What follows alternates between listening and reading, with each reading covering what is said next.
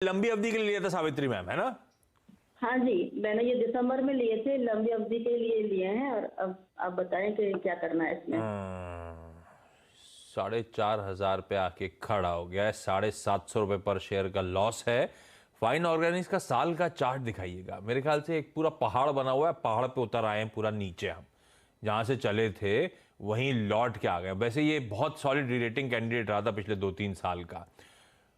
ये रीरेट शायद इसीलिए हो रहा था जब कोविड टाइम्स में सप्लाई कॉन्स्ट्रेंट्स आए थे, तो इन जैसी कंपनीज को बहुत फायदा हुआ था। पर अब सब कुछ नॉर्मलाइज हो रहा है, वो नॉर्मलाइजेशन का खामियाजा भुगतता हुआ ये स्टॉक। गौरांग सर क्या करें? इसने तो 7,500 तक के भाव देखे हैं शायद, और अब एकदम करेक्ट होता चले जा रहा है। 4,500 पे आके खड़ा हुआ है। हमारी बाइंग से भी 700-750 रुपए नीचे। कोई होप्स? आशीष, क्या ये परिवर्तन करना चाहते हैं? कोई दूसरे क्षेत्र में निवेश करना चाहेंगे? अगर आप कहेंगे, आपका सजेशन है, फिर अपने हस्बैंड से मिलकर डिसाइड कर लेंगे दोनों लोग।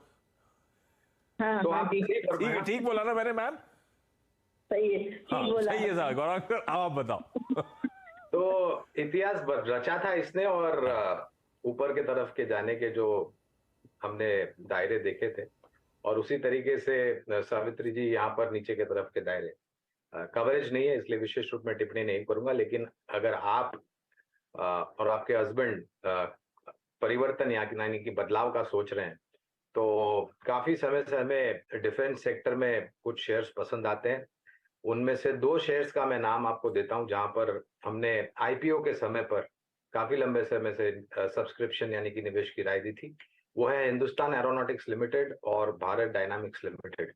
और ये जो 2 कंपनियां हैं सावित्री जी, इनको हाल ही में जो बैंगलोर में एरो शो 2023 हुआ था, वहां पर काफी सारे ऑर्डर्स मिले हैं। उसके पहले भी इन दोनों कंपनियों के पास काफी अच्छे ऑर्डर है। सरकारी कंपनियां हैं, और सरकार के तरफ से जो FDI and defence make in India made in India की जो मुहिम चली है, उसके तहत हमें लग रहा है कि आप ये दोनों में से कोई भी एक विकल्प चुनते हैं और परिवर्तन करते हैं तो ये ज्यादा उचित होगा।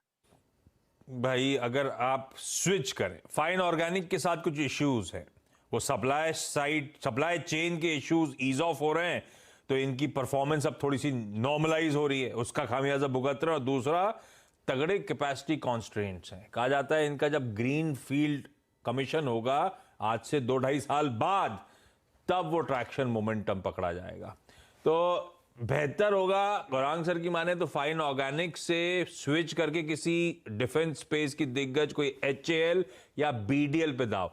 ये गौरांग सर आप क्या टिकट प्राइस के हिसाब से रेको दे रहे हो क्या? उधर आपने सुजलॉन 74 पे खरीदा था तो आपने आईडीएफसी फर्स्ट बताया, इधर 2,500-3,000